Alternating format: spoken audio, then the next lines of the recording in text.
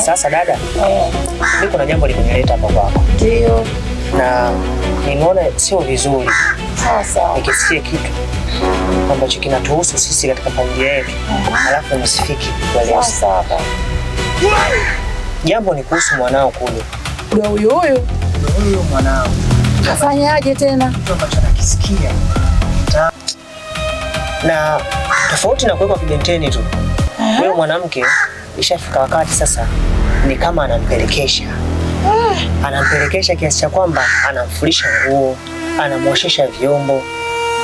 Na sio vyombo tu dadangu, anapikishwa hadi kupikishwa. Sasa kuna haja gani ya kuishi na mwanamke wa design hii? Aliingika akakili. Jinsi unavyosikitika wewe na unavyoumia, na mimi nilivyosikia niliumia hivyo hivyo. Kina nyuma hiyo. Mwanamke ndo anampelekesha hivyo kudo. Anampelekesha sana. Maana huko anapoelekea sasa atakuja kuitoa roho ya yule kijana. Mbani, haja ajitafute. Dada, una nyumba kubwa? Ndio, na nyumba kubwa kweli kaka. Una nyumba kibao ndani? Ndio, vipo vyumba kibao huko ndani. Akae huko ndani, achukue chumba kimoja, aanze maisha huko, ajitafute.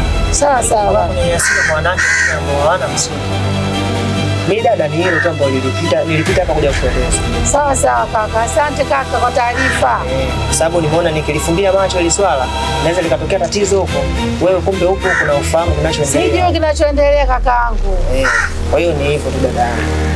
Kaka, nashukuru. Sasa uwe na jioni njema. Mimi ngoja niende hapo kwanza na misha zingine. Sawa kaka. Ila usisahau Jumamosi inabidi apigie simu.